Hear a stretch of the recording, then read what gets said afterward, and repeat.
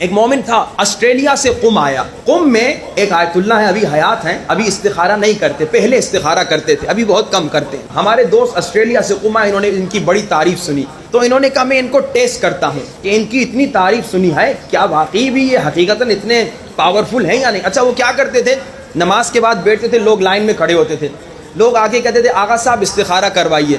یہ نہیں کہتے تھے کہ شادی کا ہے, بزنس کا ہے, نوکری, نہیں, آغا صاحب استخارہ کروائیے. وہ قرآن کھولتے تھے, کہتے تھے شادی اچھی نہیں ہوگی. آدمی نیت نہیں بتاتا تھا. پھر دوسرا کہتے تھے آغا صاحب بزنس کے لیے کوئی استخارہ کیجئے. وہ یوں قرآن کھولتے تھے, یعنی وہ بتاتا نہیں تھا, خالی کہتا تھا استخارہ کیجئے. یہ قرآن کھولتے تھے, کہتے تھے بزنس میں کامیابی ہوگی, بسم اللہ شروع کرو. تو اس ہمارے دوست نے ان کی بڑی تعریف سنی تھی, اس نے کہا میں ٹیسٹ کروں, اور انہوں نے کہا کہ میں ان سے 2 استخارے کرواؤں گا, دونوں جھوٹے, یعنی کوئی نیت نہیں ہوگی, جا کے دیکھوں کہ انہیں پتہ چلتا ہے یا نہیں. لائن میں کھڑے ہو گئے, نمبر آیا, کہا ہا جگہ استخارے, آغا صاحب استخارہ کروائیے. انہوں نے یوں قرآن کھولا, دیکھ کر کہا جھوٹا استخارہ کیوں کروا رہے ہو. یعنی اتنی پاورفل شخصیت. اس نے کہا میرا ارادہ تھا, مجھے کوئی یقین تو ہوا, لیکن میرا ارادہ 2 استخارے تھا. میں پھر لائن میں کھڑا ہو گیا. کہا پھر میں لائن میں کھڑا ہوا, پھر میں نے نمبر آیا, میں نے کہا آغا استخارہ. انہوں نے قرآن کھولا, کہا 1 مرتبہ ٹیسٹ کیا, یقین نہیں آیا. 1 مرتبہ ٹیسٹ کیا, یقین نہیں آیا. کہا اب مجھے یقین آ گیا, اب مجھے یقین آ گیا کہ یہ کوئی عام ہستی نہیں ہے, اللہ نے انہیں ایک کمال کی طاقت دی ہے. اب جب سب لوگ چلے گئے, انہوں نے کہا, میں نے کہا آغا صاحب میں بہت دور سے آیا ہوں, آسٹریلیا سے آیا ہوں, مجھے کوئی ایسا نسخہ بتائیے جس سے مشکلات ختم ہو جائیں. آج کل مشکلات بہت زیادہ ہیں نا, آج کل تکلیفیں بہت زیادہ ہیں, مصیبتیں بہت زیادہ ہیں. انہوں نے کہا مجھے ایسا نسخہ بتا دیجئے جس کے ذریعے سے مشکلات ختم ہو جائیں. تو آیت اللہ نے کہا ایسا نسخہ بتاؤں گا, کیونکہ اتنی دور سے آئے ہو تبھی, ایسا نسخہ بتاؤں گا اگر اس پہ عمل کرو گے تو اگر چاہو پہاڑوں کو ہلا سکتے ہو. یہ میرا جملہ نہیں, آیت اللہ کا جملہ ہے. اچھا اب میں آپ کو نسخہ انشاءاللہ بتاؤں گا, تو آپ لوگ سن کے کہیں گے اچھا یہ تھا نسخہ, یہ تو ہمیں پہلے سے پتا تھا. یہ ہم مومنین کی ایک عادت ہوتی ہے, مومنین سمجھتے ہیں مولانا صاحب نے جو اتنی بڑی بات بتائی, اب پتہ نہیں کوئی نئی بات بتائیں گے. وہ ایک صاحب کا مشہور واقعہ ہے کہ انہوں نے جناب دریا کے دوسری پار رہتے تھے, استاد کو کہا کہ استاد میں دیر میں پہنچتا ہوں, اس کی وجہ یہ ہے کہ پل تو ہے نہیں, کشتی کبھی ٹائم پہ آتی کبھی دیر میں آتی ہے.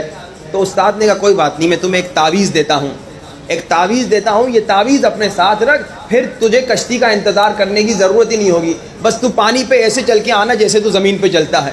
اب یہ روز پانی پہ چلتا تھا جیسے زمین پہ چلتے ہیں. ایک دن اس نے کہا یہ کھول کے دیکھوں یہ تعویذ ہے کیا.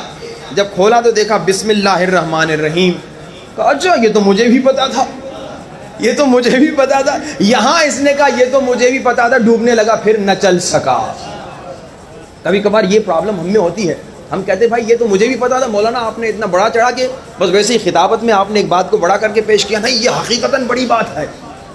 اور یہ نسخہ میں نے کراچی میں ابھی ایام فاطمیہ میں ایک جگہ پہ کہا 40 دن تک اس پہ عمل کریں, کوشش کریں 1 سال تک عمل کریں, کم سے کم 40 دن. پھر میں پڑھ کے واپس مشہد گیا. اب جیسے میں نے کہا تھا جب آپ پاک ہوں, گناہ نہ کریں, تو آپ کو جلدی جواب ملتا ہے. ایک لڑکے نے مجھے فون کیا, جوان لڑکا تھا, اس نے کہا مولانا آپ نے جو نسخہ بتایا تھا نا, ہم نے صرف 3 دن ابھی عمل کیا اس پہ, ہماری مشکل ختم ہو گئی. یعنی اتنا پاورفل نسخہ ہے, اتنا سپر پاور نسخہ ہے. لیکن اس پہ انشاءاللہ کوشش کیجئے گا کم سے کم 40 دن عمل کریں. ہر نماز کے بعد, نماز فجر کے بعد, نماز ظہر کے بعد, نماز عصر کے بعد, نماز مغرب کے بعد, نماز عشاء کے بعد, فجر ظہر عصر مغرب عشاء 5 نمازوں کے بعد, ہر نماز کے بعد 1 مرتبہ دعائے توسل پڑھنا. دعائے توسل کیا ہے؟ 14 معصومین سے فقیری. آئیے آج دعائے توسل سے گریہ شروع کریں, اہل بیت سے فقیری کریں, ہاتھوں کو بلند کر کے کہیں یا وجیہن عند اللہ اشفع لنا عند اللہ, یا وجیہن عند اللہ اشفع لنا عند اللہ. بلند آواز, یا وجیہن اشفع لنا عند اللہ, یا وجيها اشفع لنا